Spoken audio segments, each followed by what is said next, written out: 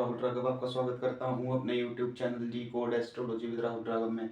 दोस्तों, डिप्रेशन और तनाव, अवसाद आज की डेट में बहुत बड़ी समस्या बन चुकी है हमारे भारतीय समाज के लिए। इससे पहले दोस्तों विदेशों में यह समस्या बहुत ज़्यादा पाई जाती थी, अब भी पाई जाती है। वहाँ लगभग 100 में से 40 व्यक्ति साइकियाट्रिस्ट के पास जाते हैं और निरंतर इन दवाओं का प्रयोग करते रहते हैं। ये बड़ी ही भयंकर समस्या अब भारत में भी जन्म लेने लगी है। जैसे जैसे लोगों के पास सुख सुविधाएं ज़्यादा आई, उसके साथ तनाव और डिप्रेशन भी आया। डिप्रेशन का मुख्य कारण होता है अपने मन के हिसाब से चीज़ें ना हो पाना, तभी व्यक्ति डिप्रेशन में जाता है। आप सोचिए, कोई व्यक्ति डिप्रेशन में, तनाव में कैसे जाता है, क्या परेशान होता है। उसे शारीरिक रूप से तो कोई दिक्कत नहीं होती, लेकिन उसको दिक्कत कहाँ से होती है? मानसिक रूप से उसका मन परेशान होता है। दोस्तों, पुरुष सूक्त में आता है, चंद्रमा मनसो जाता चक्षु सूर्यो अजायता। तो जो भी हमारे वेदों के सिद्धांत हैं वो हमारी एस्ट्रोलॉजी पर भी लागू होते हैं, ज्योतिष शास्त्र पर भी लागू होते हैं। हमारी ज्योतिष में चंद्रमा मन का कारक है, हमारे मनस का कारक है। जो भी हमारे मन में विचार आते हैं, हम प्रफुल्लित होते हैं, हम तनावग्रस्त होते हैं, उन सब पर चंद्रमा बड़ा ही प्रभाव डालता है। तो इसको हम कुंडली में कैसे देखें? चंद्रमा जब भी दोस्तों जन्म कुंडली में पाप ग्रहों से युक्त होता है अथवा पाप ग्रहों के दृष्टि में होता है, तो यह तनाव और अवसाद का योग किसी भी जातक की कुंडली में देखा जा सकता है।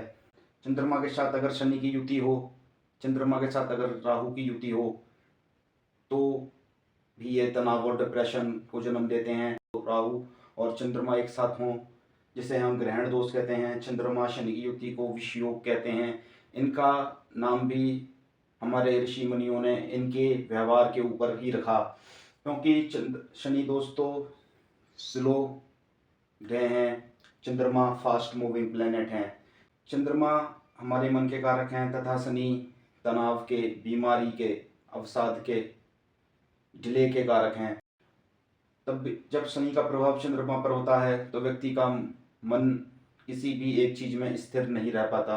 वह थोड़े दिन एक काम करता है और थोड़े दिनों बाद जब उसको वहाँ हफ्ता, 10 दिन, 15 दिन हो जाते हैं, 20 दिन हो जाते हैं, तो उसका मन उस कार्य से दोस्तों उछल जाता है, वहाँ पर उसका मन नहीं लगता।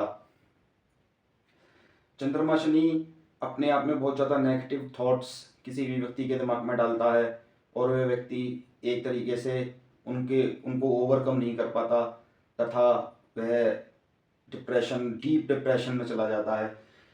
क्योंकि शनि अध्यात्म का भी कारक है, तो धीरे धीरे ऐसा व्यक्ति जब परेशान हो जाता है तब वह सोचता है कि सब कुछ छोड़कर संन्यास के, अध्यात्म के मार्ग पर ही चल पड़े, पहले हम देख लें कि ये दुनिया क्या होती है।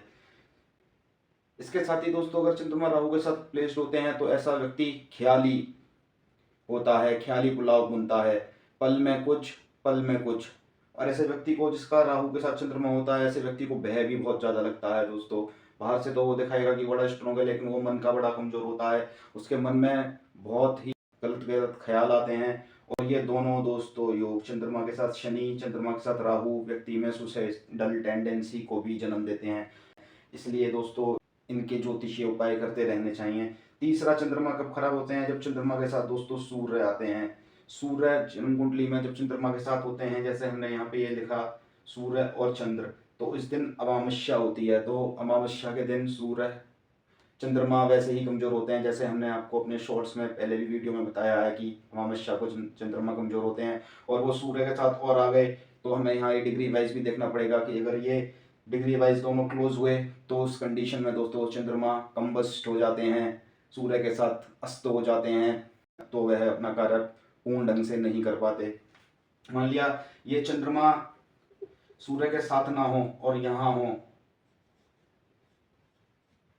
आमने सामने हो, तो ये भी हमने आपको अपने वीडियोस में शॉर्ट में दिखाया था कि सूर्य और चंद्रमा कब आसमान में आमने सामने होते हैं। दोस्तों जब सूर्य और चंद्र कुंडली में आमने सामने होते हैं तो यह पूर्णिमा का समय होता है। अगर आप सूर्यास्त के समय पश्चिम में देखेंगे तो आपको सूरज उगते हुए दिखेंगे, तथा पूर्व में देखेंगे तो चंद्रमा उगते हुए दिखेंगे। तो यह पूर्णिमा के समय चंद्रमा स्ट्रॉन्ग होते हैं, यह योग स्ट्रॉन्ग चंद्रमा का होता है। तो ये हमने यहाँ पर, हालांकि हम ये विषय से अलग चीज़ है, इसको हम किसी दूसरे टॉपिक पर कवर करेंगे, पर हाँ बस just for your information I have told you this. तो चंद्रमा के साथ सूर्य अमावस्या के दिन के आसपास का जन्म होता है। फिर डिग्री वाइज देखा जाता है कि चंद्रमा अगर सूर्य के क्लोज हैं तो चंद्रमा कमजोर हो जाते हैं। इन दोषों को दोस्तों ज्योतिष में उपायों के माध्यम से ऑप्टिमाइज किया जा सकता है, ठीक किया जा सकता है, लेकिन कई कई बार ये योग इतने ज़्यादा प्रबल होते हैं, ये हमें इंडिविजुअल की कुंडली एनालिसिस करने के बाद ही पता चलता है कि उस व्यक्ति को ताउम्र टैबलेट्स लेनी पड़ेंगी, दवाइयाँ लेनी पड़ेंगी, या वह नॉर्मल भी ठीक हो सकता है। ठीक भी व्यक्ति हो जाते हैं दोस्तों, लेकिन उसको केस में डीप स्पिरिचुअलिटी की तरफ जाना पड़ता है, इन चीज़ों के दान करने पड़ते हैं, जाप करने पड़ते हैं, अपनी एनर्जियों को, रश्मियों को बैलेंस करना पड़ता है, तो व्यक्ति ठीक भी हो जाते हैं। तो चलिए फिर मिलते हैं दोस्तों ऐसे ही किसी विषय के साथ, तब तक आप हमारे साथ जुड़े रहें। और हाँ, अगर आपने हमारे चैनल को सब्सक्राइब नहीं किया है तो कृपया अभी सब्सक्राइब करें। और हमारे चैनल पर काफ़ी वीडियोस डल चुकी हैं, हम अभी नए हैं, लेकिन फिर भी हमने प्रयास किया है कि इस 1-1.5 महीने के अंदर जितनी वीडियो आपके लिए बनाकर डाल सकें हमने डाली हैं। आप उन्हें भी देखिए, आपके ज्योतिष अध्ययन में वह काफ़ी सहायता करेंगी। तो चलिए अपना ख्याल रखिए, फिर मिलेंगे किसी ऐसी वीडियो में, तब तक के लिए जय सिया राम, नमो नारायण।